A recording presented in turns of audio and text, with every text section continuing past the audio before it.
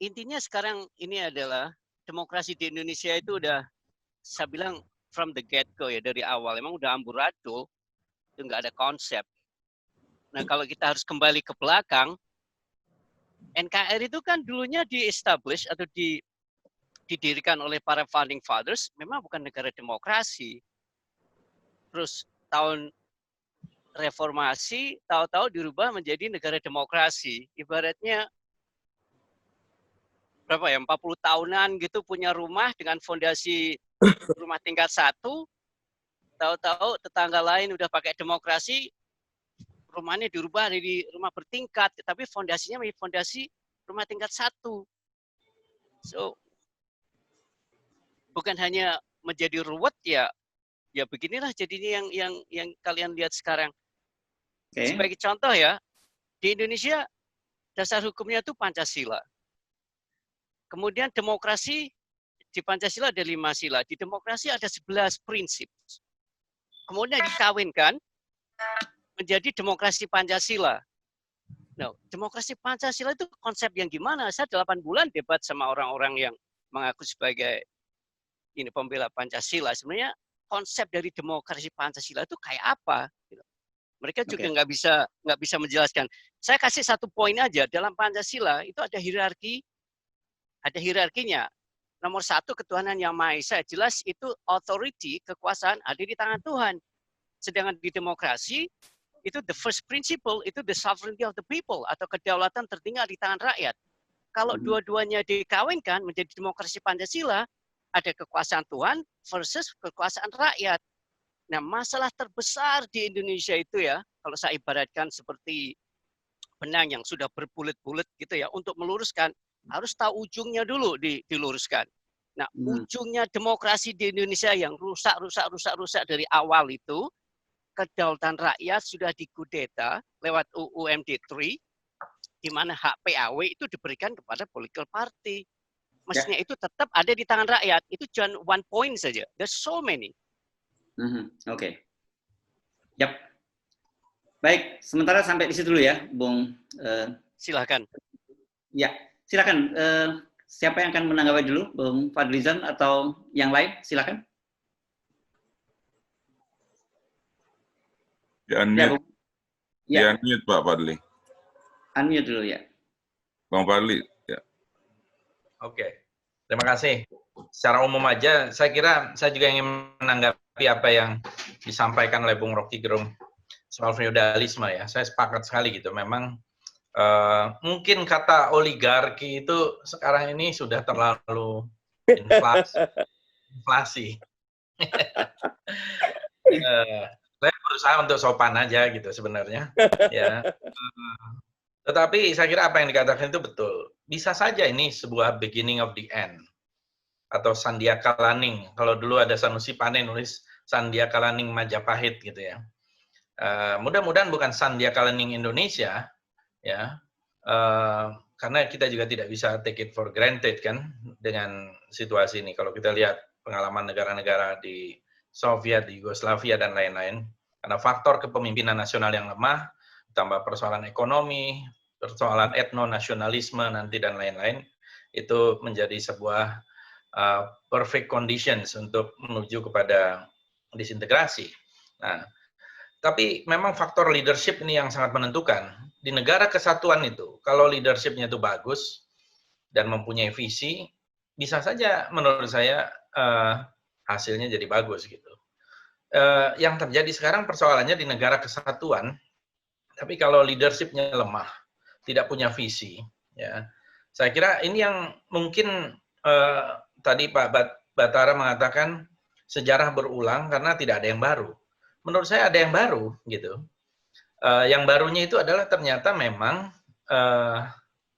ya apa kita mendapatkan kualitas seperti yang ada sekarang ini, kualitas kepemimpinan seperti sekarang ini kan kalau kita lihat dari 45 sampai sekarang mungkin ini termasuk yang salah satu yang terburuk gitu ya. Nah, jadi tidak berulang tetapi kita memang demokrasi itu seperti lotre gitu. Kadang hasilnya bagus, kadang jelek. Mungkin lebih banyak bagus. Nah, kenyataannya kan demikian, karena ini merefleksikan masyarakat. Tapi ternyata bukan persoalan masyarakat saja, tetapi ada institusi, kalau kita lihat dari beberapa pemilu ini, yang memang ikut campur yang membuat demokrasi itu secara prosedural, tapi sebetulnya kalau istilahnya Rizal Ramli itu kriminal gitu ya, demokrasi kriminal, dan itu mungkin dari satu sisi bisa kita lihat betul terjadi gitu, sehingga sebetulnya ini yang saya katakan demokrasi-demokrasian, jadi seolah-olah demokrasi tetapi tidak, dan kecenderungan menuju feodalisme yang semakin meningkat itu saya kira benar sekali, karena ya saya kira klasik ya, ketika kekuasaan itu memang dipegang, ada berusaha untuk memegang terus dan kalau bisa dibagi-bagi kepada orang-orang terdekat. Jadi persoalannya menurut saya adalah leadership.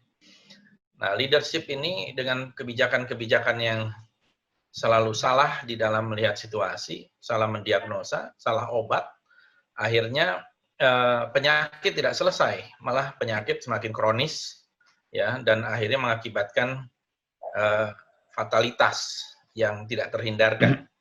Dan ini yang menurut saya bisa kita pada satu saat, kalau dia terus mengambil satu kebijakan-kebijakan yang bertolak belakang dari penyakitnya itu, ya ini akan mempertinggi tempat jatuh gitu. Bukan hanya mempercepat saja, tapi juga mempertinggi tempat jatuh. Itu. Terima kasih.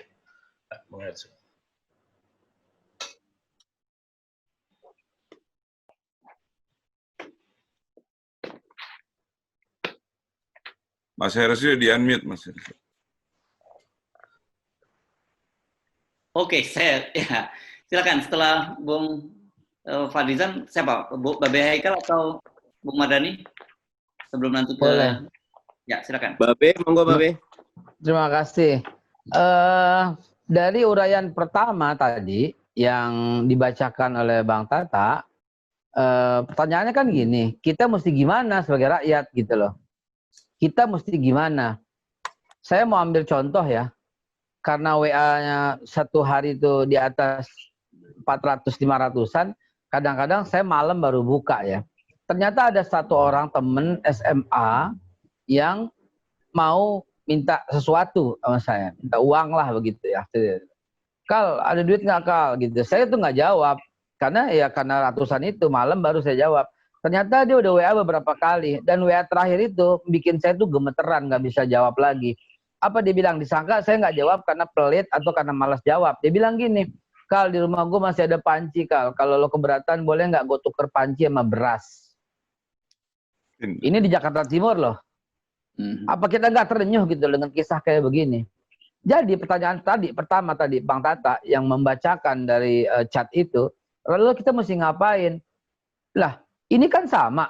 Ketika tahun 64, tahun 65 gitu loh. Ketika, maaf ya, ketika Bung Karno begitu berjaya, dijayanya itu loh. Presiden seumur hidup, panglima tertinggi, mandataris, dan sebagainya.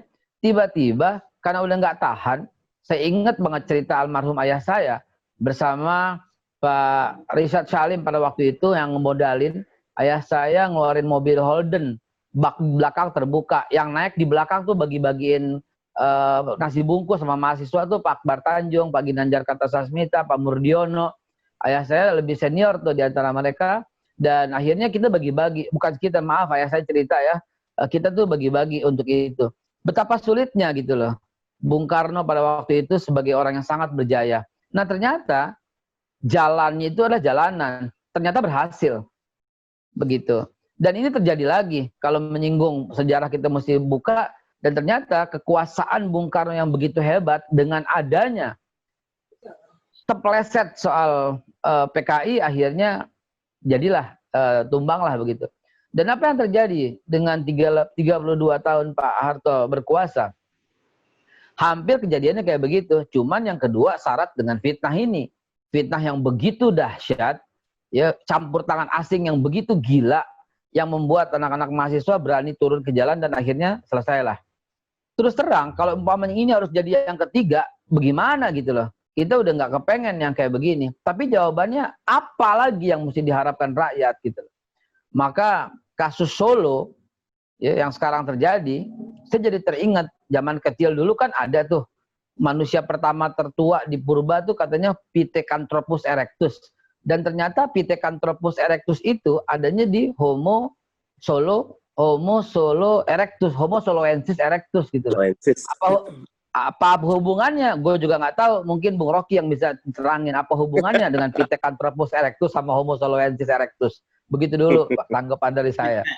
Oke, Bung Mardhani dulu. Bung Mardhani, memang ini menjadi pertanyaan orang. Kita kan sudah memilih jalan demokrasi dan kita kemudian memilih wakil-wakil kita di DPR. Tetapi seperti kita sama-sama sering dengar, arah dari para anggota dewan ini selalu berlawanan arah dengan keinginan rakyat. Nah, kalau gitu kan kemudian banyak yang bertanya, apa yang bisa kita lakukan kalau kita tidak bisa lagi mempercayai teman-teman yang ada di DPR? Kalau kemudian, PKS saja. Tapi PKS kan minoritas, nggak mampu melakukan apa-apa dengan sendirian, begitu kan? Robohkan setan yang berdiri mengangkang. Jangan-jangan lagu Iwan Fals mesti kita nyanyiin lagi. Silakan Saya jawab sedikit ya. Panjang juga boleh. Ya, yang pertama, demokrasi membutuhkan sikap demokrat ya. Saya tetap optimis kok. Kalau ngelihat di sehari-hari nih banyak anak-anak SMA yang lagi belajar untuk masuk PTN, yang S1 banyak sekali yang sudah mulai apply untuk ngambil S2 di luar negeri ya. Startup kita jalan, kemudian industri hiburan kita jalan. Rocky keren banget punya channel khusus sekarang di YouTube gitu kan. Kita bisa, saya masih bisa teriak kok gitu loh. Kami oposisi gitu. Tadi saya masih bilang, Mbak Jokowi mestinya punya standar moral yang lebih tinggi terhadap KKN karena beliau presiden juga guru bangsa mestinya. Artinya tidak hancur lebur Indonesia itu. Ya. Kami di DPR masih teriak dan masih bisa kok gitu loh. Bapak Haikal kemarin 212 datang, HIP kita terima gitu loh. Dan takut juga kok DPR ngeper juga Bapak gitu loh. Tinggal memang jangan berhenti aja, gebugin terus aja gitu loh. Ya, jadi pandangan saya dengan 3 hal. RUU HIP tapi diganti RUU BPIP gitu kan? Iya. Belum selesai perjuangan. Itu, buat saya itu sudah cermin kemenangan gitu loh. Bahwa mereka mundur, ngajuin yang baru, kita gebugin lagi yang barunya karena memang nggak ada masalah kok dengan ideologi kita. Ya, mereka mencoba menafsir tunggalkan ideologi, PKS tetap akan menolak apapun karena memang nggak diperlukan. Yang diperlukan sekarang adalah setuju dengan Fadli. Ayo, almost everything rise and fall on leadership. Saya ngutang ulang-ulang ini terus itu. Dan sayangnya demokrasi kita belum mampu mengeluarkan merit system. Ya. Makanya tadi di satu stasiun TV saya bilang yang tadi, kalau kota kosong itu musibah, kalau 2 itu demokrasi yang sakit, kalau 3 wajar, kalau 4 normal, bahkan baik buat demokrasi sehat. Jadi yang harus kita lakukan adalah awareness dari seluruh publik. Karena itu kalau buat saya, Bung Ersu, acara malam ini, acara besok, Pak Brata ngomong apa, Rocky, ayo semua terus aja, pupuk terus bangsa ini. Kasih terus pencerahan. Teruslah buat bangsa ini berani. Ya, kita harus sabar, kita harus berani, dan yang kedua ya kita harus terus bersama, bersinergi. Karena menurut saya, istana yang dibangun oleh mereka, Bung Rocky, pasti yakin, itu istana pasir. Apa-apa yang dasarnya tidak kuat secara nilai, tidak didasari moral, tidak mengikuti etika, sebetulnya nothing gitu. Kalau dalam Quran disebut habaan manturo, debu-debu yang benar, nggak benar. Kita lawan, jangan takut, tapi jangan juga gini. Punten, rumah besar kita ada tikus, tikusnya ini macam-macam. Masa kita bakar rumahnya, tikusnya aja kita tangkap gitu loh. Kita kitik-kitik, kita masukin kemana gitu loh. Nah, bangsa ini, Bung Hersu, masih bagus. Struggling untuk COVID-19 kita lagi jalan. Pusat berantakan, tapi kepala daerah banyak yang bagus. Bahkan inisiatif RW siaga masing-masing jalan kok. Nah, jadi saya teringat terakhir nih, ada teman-teman mahasiswa marah, datang ke almarhum Ustadz Rahmat Abdullah, salah satu pendiri PKS. menceritakan keluh kesah hitam kelamnya Indonesia, kata Ustaz Rahmat. Makanya kalau punya mainan jangan satu, banyak. Kalau satu mentok main yang lain gitu. Kalau saya sudah mentok ganti presiden, kita masuk oposisi mentok lawan terus, pokoknya maju terus karena kita tidak dinilai dari hasil, ya. Fama ya'mal mithqala dzarratin khairan yarah. Kita dinilai dari usaha, hasil hak prerogatif Allah. Kadang-kadang kalau Allah sudah berkehendak, ada yang kena COVID kok gitu loh. Tiba-tiba tumbang, insya Allah Allah menangkan kebaikan. Terima kasih. Mantap. Ya, walaupun ada nada semangat, tapi saya juga nangkap ada nada pasrah ini sebenarnya. Semangat. Bung Hersu, boleh saya ngasih komen, Bung Hersu? This is Chris Mori. Siapa ini? Halo? Chris. Tapi ini wajah Anda kenapa nggak Anda munculkan? Lebih suka invisible. Waduh, ini. Oke, silakan Bung Chris ya. Gini menurut saya ya, saya sudah memperhatikan istilahnya dengan seksama. Menurut saya kalau kita mau memperbaiki demokrasi di Indonesia, itu pertama ya, kita harus menciptakan namanya checks and balances. Jadi DPR itu harus benar-benar jalan. Karena itu supaya DPR itu tidak takut di PAW itu loh harus dikembalikan ke rakyat. Itu satu. Yang kedua, sistem pemilu di Indonesia threshold memang menjadi masalah, tetapi aturan KPU itu harus ada filtrasi. Kalau di USA ada sistem primary, ya mereka harus selalu ada namanya runoff election. Nggak bisa di USA runoff election itu bisa juga loh dengan orang yang sama.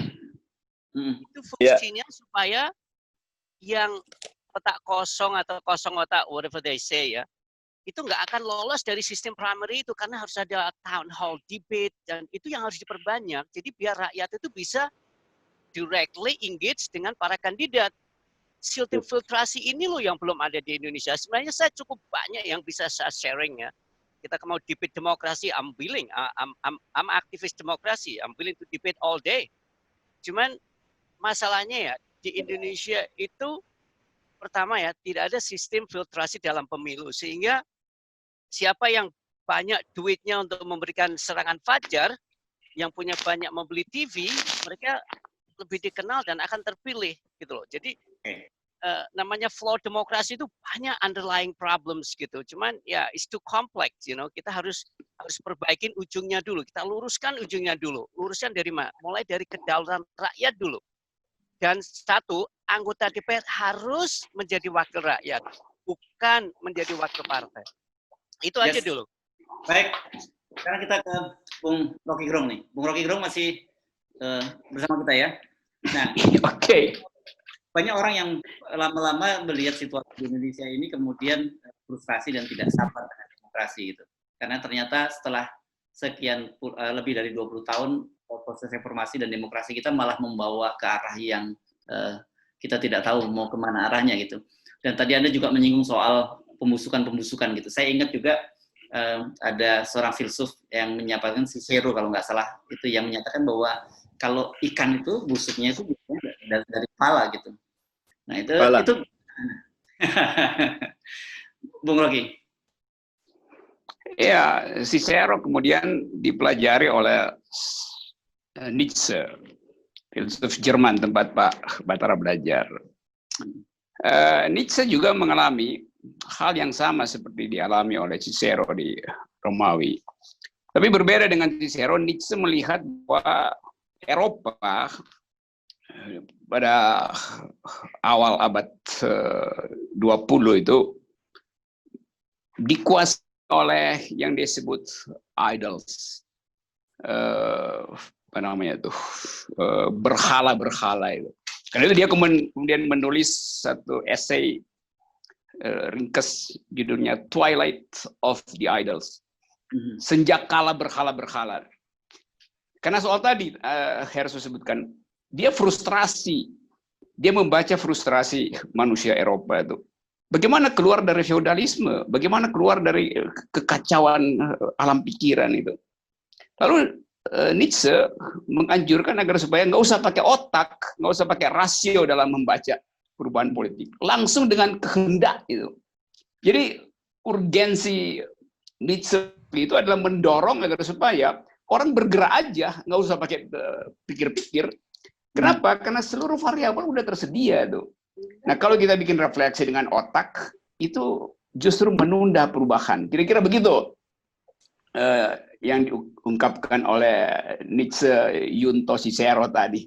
Jadi kita mau lihat sebetulnya momentum di mana orang akhirnya memutuskan untuk berhenti untuk berpikir bahwa akan terjadi perubahan karena ada alam pikiran baru di istana. Berhenti untuk mengandaikan bahwa seluruh perangkat yang terangkan oleh Pak Kris tadi bahwa filtrasi harus dibuat, itu norma-norma yang nanti kalau sudah terjadi pendobrakan. Jadi saya balik tadi pada filosofi dari Friedrich Nietzsche bahwa mendobrak itu adalah aktivitas primer untuk menghasilkan perubahan. Refleksi adalah nama yang akan kita pakai bila perubahan itu terjadi. Jadi kita berefleksi nanti setelah ada pendobrakan. Nah, kita mau dobrak itu dengan cara yang mungkin sekali akan disebut sebagai hal yang bertentangan dengan konstitusi atau menyimpang dari tradisi demokrasi. Tetapi saya katakan dari tadi, rumus sosiologi sudah sedang berjalan. Maka konsekuensi dari penamaan itu adalah urusan nanti sejarawan, urusan nanti ahli tata negara, mau diberi nama apa gebrakan itu, mau diberi nama apa hentakan itu, bahkan mau diberi nama apa setelah kita membongkar berhala-berhala yang menghuni pusat-pusat kekuasaan kita. Jadi saya kira terima kasih harus mengingatkan beberapa nama filsuf dan supaya aman tidak kena delik, saya coba pakai cara yang sama itu, meminjam jalan pikiran beberapa pemikir besar. Oke. Oke. Tujuh masih panjang perjalanan. Makin bijak ini. Mungkin karena antara Sentul dan Solo itu sama-sama S gitu, jadi ketularan bijak. Oke, sekarang kita buka lagi penanya. Mas Tata, ada apakah di grup chat sudah ada pertanyaan yang muncul yang baru, atau kamu di forum ini ada yang akan mengajukan pertanyaan? Silakan. Ya, sebenarnya ada beberapa. Ya. Sebentar, Mas. Ini juga ada dari teman-teman yang dari YouTube sebenarnya. Sekarang ini buat Pak Mardani nih, buat Pak Mardani dari Mbak Winda katanya. Oke, dia bilang oke, DPR sekarang ini hanya semacam stempel gitu lah. Duduk aja, banyak diam, kecuali PKS yang benar-benar solid akan berjuang untuk rakyat. PKS berani bersuara lantang meskipun hanya di DPR saja gitu. Nah sekarang pertanyaannya, apa langkah konkret PKS ini untuk melihat hal-hal yang seperti ini gitu loh. Sebentar, ada ini Pak Ali Mardani Ali positif banget. Apa nih? Sebentar. Dia selalu positif kalau lagi oposisi. Itu Pak Kris. Bacakan yang ditulis Pak Kris. Bacakan yang ditulis Pak Kris. Yang mana nih? Yang terakhir. Sebentar. Yang mendobrak itu hanya bisa dengan bawahnya lagi people power. Kalau tidak hanya bisa dengan people power kalau DPR tidak mampu menjalankan tugas. Apa slide-nya? Ini maksudnya apa? Yang nulis yang jelaskan deh, biar nggak kena delik. Nah, sebentar Mas Herso, sebelum lanjut ini Pak Din Samsudin baru masuk nih. Oh, oke. Acara juga. Jadi silakan dulu yang dijawab tadi Pak Mardani. Iya, silakan. Jadi sambil nunggu Pak Din lebih terlibat dalam perbincangan itu, silakan Bung Mardani, karena tadi ada pertanyaan pada Anda. Iya, teman-teman sekalian, saya ketemu beberapa teman DPR, personally bagus, ya. Tetapi ketika sudah sampai kepada keputusan partai, semuanya adalah prajurit, ya, petugas, ya. Petugas partai. Ya, petugas partai. Karena memang yang Mas Kris tadi bilang, PAW itu bahkan sekarang ini tidak harus PAW ya, kasus bisa diajukan ke Mahkamah Konstitusi, tiba-tiba kita bisa dipecat. Syaratnya kan sebenarnya sudah mulai susah. 2 tuh sekarang tuh syaratnya. 1, dia pidana. Yang kedua, dia meninggal atau mengundurkan diri. Gitu. Lebih susah sebetulnya. Tapi yang mengundurkan diri ini ada beberapa dalam bentuk dipecat gitu loh, oleh partai. Nah jadi, tapi begini, awareness publik sebetulnya ketika dia kian kuat, itu kian memberikan message kepada para partai politik dan pemimpinnya. Karena itu saya yang tadi Bung Rocky ataupun Mas Ersu bilang, Solo ini jadi magnitude baru ya. Kalau kita bisa mengalahkan kandidat yang diusung di Solo, buat saya ini satu kemenangan demokrasi yang baik sekali. Karena itu doakan Solo kita punya jalan keluar. Sudah ada calon independen Bung Rocky yang kurang 5.000 KTP itu verifikasi kemarin itu. Mudah-mudahan dalam waktu dekat. Ya. Kemudian nggak tahu kalau kita Solo itu 45 ya, perlu 20% itu 9 kursi, PKS 5, kita lagi nyari 4 lagi gitu. Mudah-mudahan either independen atau kita bisa maju. Kenapa? Karena begini, kita harus pukul keras gitu orang-orang yang mencoba merusak demokrasi ini dengan cara yang demokratis ya. Jujur, ketika 2017 kita memenangkan Anies Sandi di Pilkada DKI, buat saya itu pukulan keras ya, bagi orang-orang yang mencoba untuk dalam tanda kutip bukan membajak ya, menafsirkan demokrasi secara lain. Jadi kalau saya tetap bagaimanapun melihat, kami kebetulan saya di Komisi 2, kita lagi bahas rancangan undang-undang pemilu. Nanti kita coba perbarui, nanti di forum ini juga kalau ada masukan monggo ya.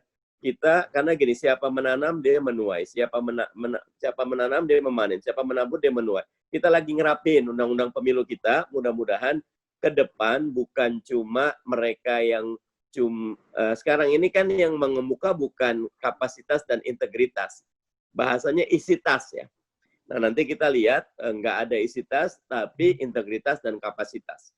Kalau itu yang terjadi, insya Allah DPR kita akan kembali menjadi taman bunga Indonesia. Ya, bukan cuma PKS. PKS juga nggak bahagia kok sendirian. Kita pengen semuanya kuat. Ya. Begitu. Yap. Oke. Sekarang kita sebelum yang lain menjawab, kita sapa dulu Pak Din. Assalamualaikum Pak Din. Waalaikumsalam warahmatullahi wabarakatuh. Ya, kita sudah diskusi mendahului ini, jadi saya update saja sedikit Pak Din. Tadi memang temanya itu negara kesatuan atau negara kekuasaan. Tapi dalam diskusi tadi berkembang berbagai topik-topik aktual. Salah satunya yang banyak disoroti juga yang terbaru tentu saja kasus Joko Chandra dan kasus di Solo gitu. Nah Pak Din ini kan belakangan ini punya kelompok nih ya yang melakukan gugatan-gugatan terutama pada COVID. Tapi kelihatannya selain undang-undang COVID, sekarang banyak sekali muncul persoalan yang datang seperti air bah nih. Seperti jadi mungkin banyak ingin pencerahan dari Pak Adin. Mengapa sampai negara ini seperti saat ini dan kemudian apa langkah-langkah yang diperlukan? Saya membaca di komentar di YouTube ini rata-rata memang sudah pada level frustasi tingkat dewa nih rakyat kita. Oke, terima kasih. Assalamualaikum warahmatullahi wabarakatuh. Waalaikumsalam. Selamat malam untuk waktu Indonesia bagian Barat dan selamat pagi untuk Indonesia, untuk Amerika, khususnya bagian timur, bahkan juga bagian barat. Salam sejahtera bagi kita semua. Sebenarnya para pembicara nih kawan-kawan saya. Jadi kalau disebut tadi apakah berbeda dengan mereka, saya punya kelompok sendiri, enggak, saya bagian dari kelompok mereka ini. Okay. Ada Fadlizon, Mardani Ali, Babe Haikal, lagi ada Rocky Guru. Ini para pendekar dan luar biasa, dan sebenarnya saya sependapat dengan pikiran-pikiran mereka gitu.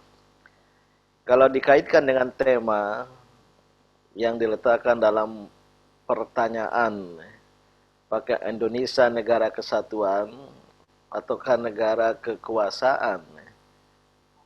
Saya tidak matching ya, kalau antara negara kekuasaan dan negara kesatuan dikaitkan.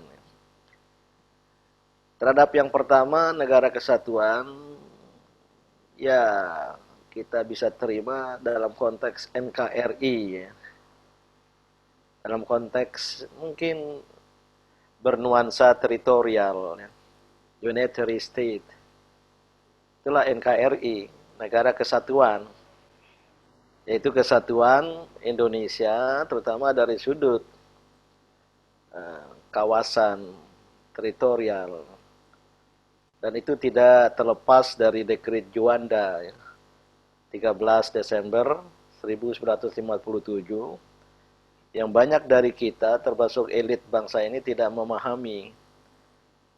Dekret Juanda pada tanggal 13 Desember tahun 57 itulah yang mempersatukan Indonesia dengan teritorial seperti yang kita kenal dalam NKRI. Sebelumnya hanya darat dan sekian mil ke laut.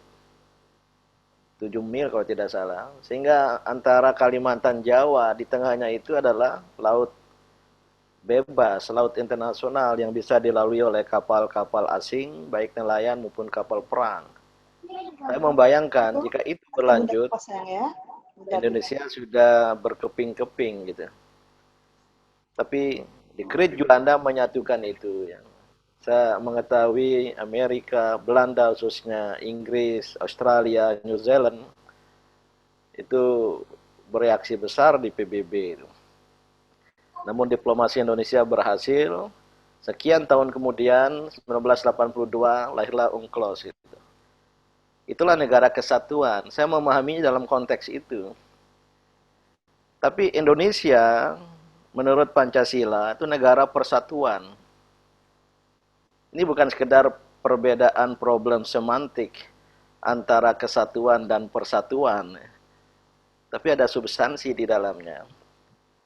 Jika persatuan Indonesia, maka kemajemukan yang perlu dirajut atas dasar agama, suku, bahasa, dan budaya, itu bukanlah sesuatu yang harus kemudian dilebur. Bukanlah sesuatu yang harus digabung. Tapi masing-masing tetap eksis, tetap memiliki eksistensi, namun masing-masing kemudian terikat dalam sebuah persatuan oleh kebersamaan gitu. Saya memahami Indonesia itu lebih sebagai negara persatuan. Dan ada titik temu dan memang negara ya.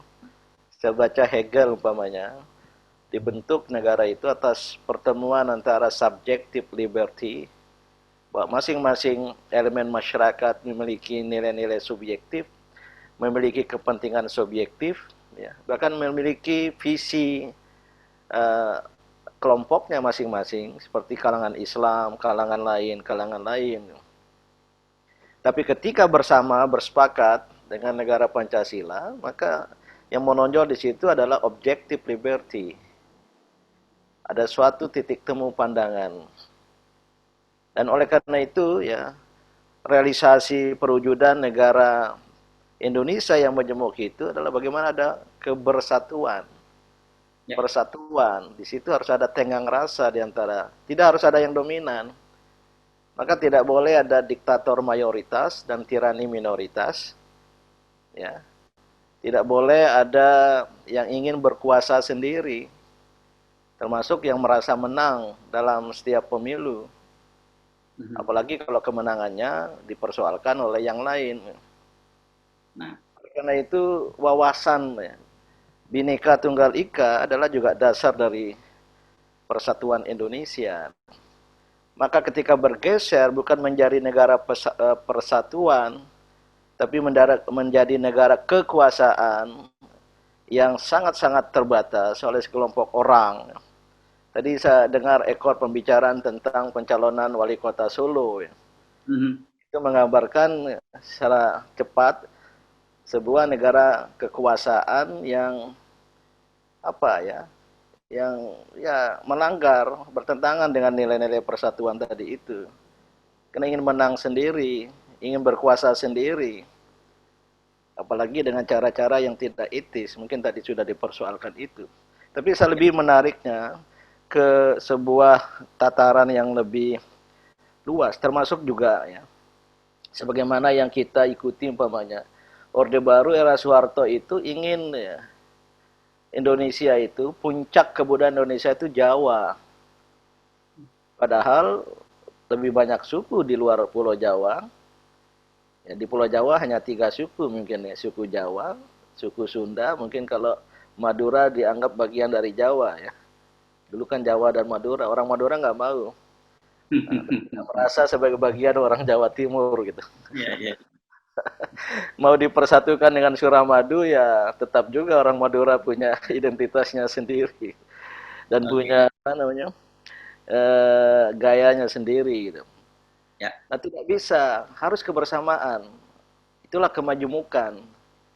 Nah ini sayang ya, kita dari rejim ke rejim, kecuali pada tingkat tertentu Soekarno, terutama pada periode awal berkuasa, itu nyaris bukan nyaris, relatif dan ditulis oleh penulis asing juga ya, siapa itu, Australia itu, Herbert Faith ya. Soekarno itu corak dari solidarity maker, pencipta solidaritas, tapi di era revolusi luar biasa memobilisasi kebersamaan itu.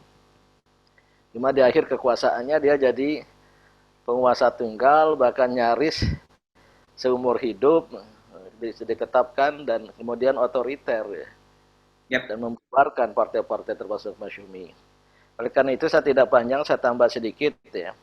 Indonesia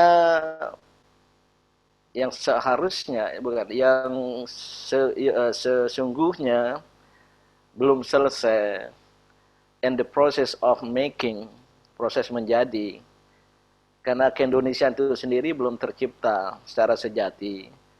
Bahkan nama Indonesia pun adalah nama jemputan, nama pungutan dari orang lain ya. Tapi keindonesiaan itu sendiri belum ya.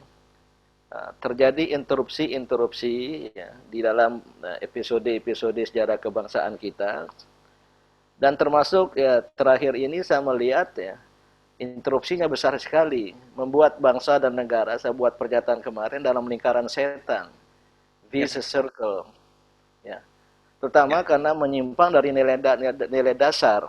Oke, ini yang dihadapi, dan kepemimpinan yang ada pada banyak tataran, saya tidak bicara satu orang saja ya, pada banyak dataran dan tataran ya, itu kurang bervisi kemajemukan, kurang bervisi kebersamaan, kurang bervisi persatuan Indonesia, tapi ingin dirinya sendiri gitu.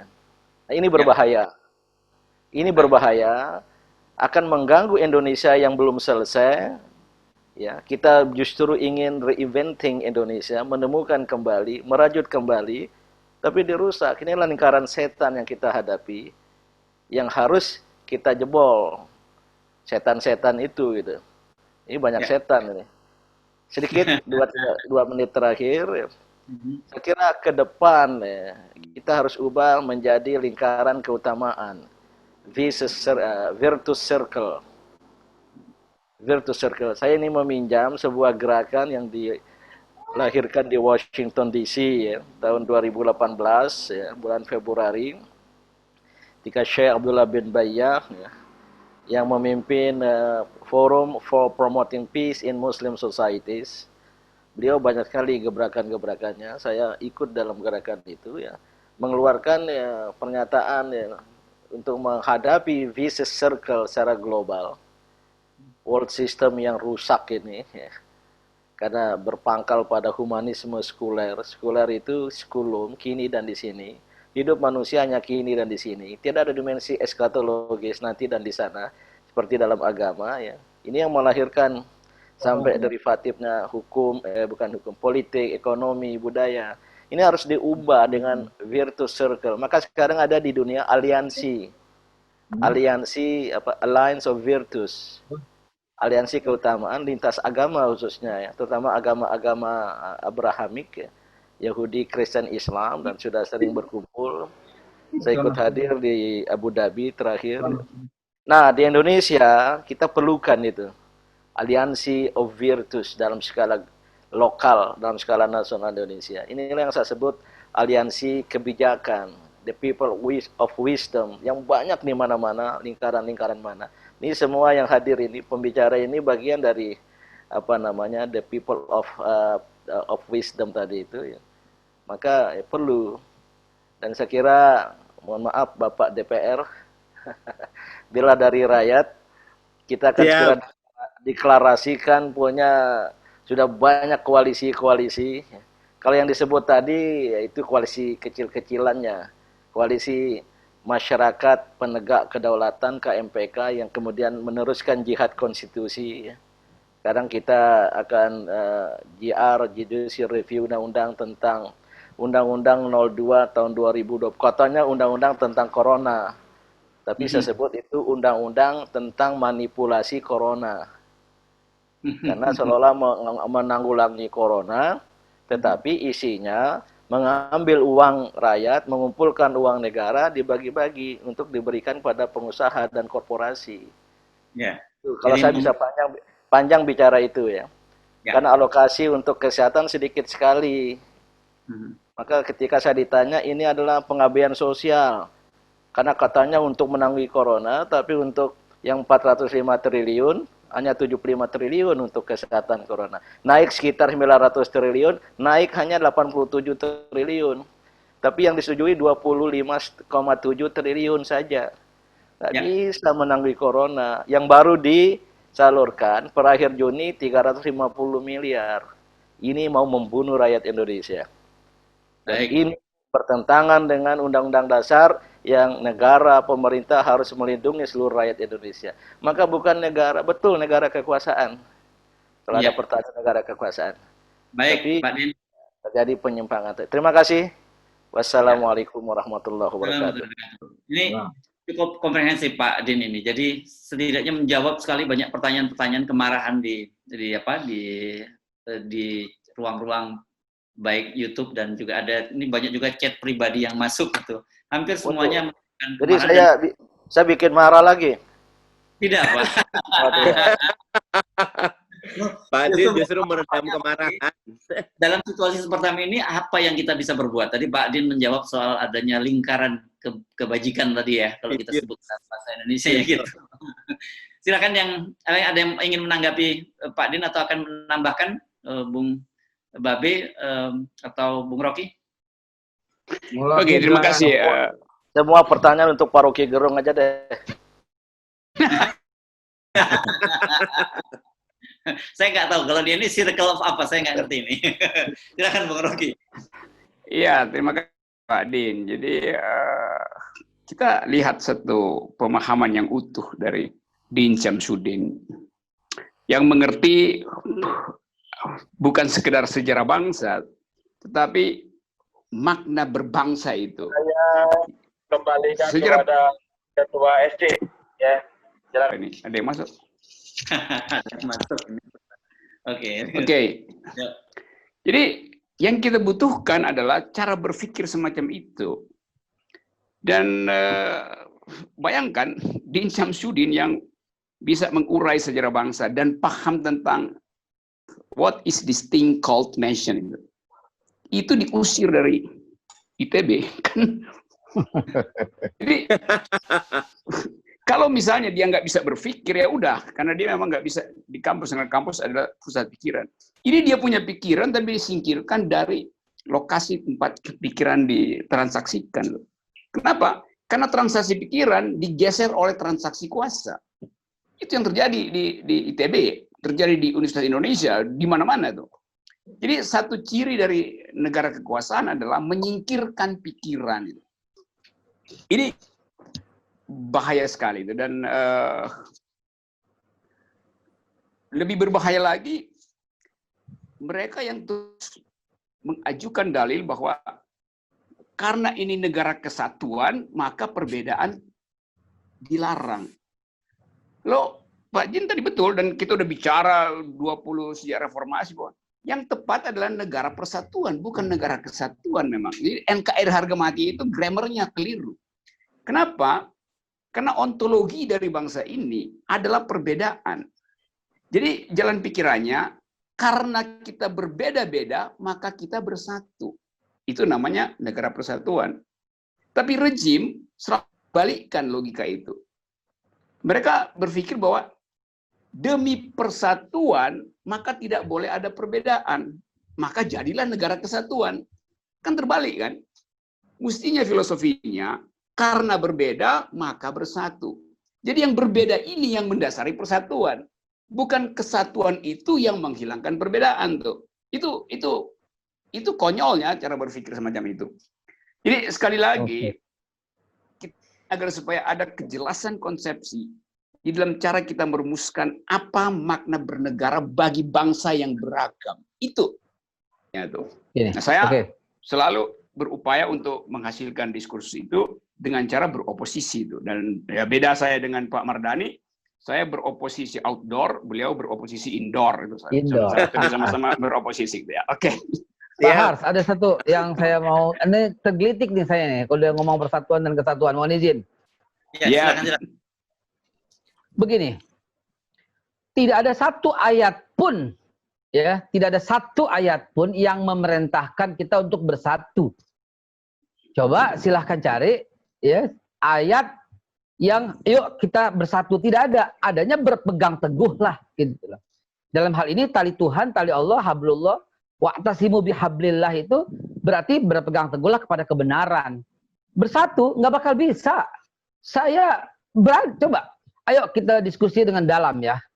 Persatuan ataupun kesatuan itu tidak bisa dilakukan oleh manusia. Karena itu memang tidak ada ayat yang memerintahkan untuk bersatu. Adanya ayat yang memerintahkan berpegang teguh kepada kebenaran. Karena persatuan atau kesatuan itu haknya Tuhan. Bukankah diceritakan bahwa kalian tuh tidak akan pernah bisa menyatukan hati walaupun membelanjakan seluruh harta yang kamu miliki. Bukankah begitu ayatnya? Jadi omong kosong kalau kita tuh harus bersatulah. Yang ada kita bineka tunggal ika.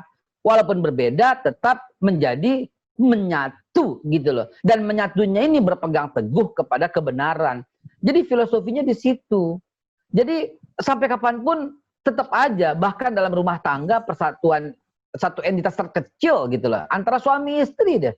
Kadang-kala persatuan itu nggak tercipta. Tapi ketika keduanya setia, maka baru terjadi rumah tangga. Apalagi sebuah negara gitu loh. Jadi nggak ada perintah untuk bersatulah. Coba cari yang ada berpegang teguhlah kepada kebenaran. Begitu filosofinya kalau menurut pendapat saya. Terima kasih. Iya, memang itu yang maksud oleh prinsip demokrasi.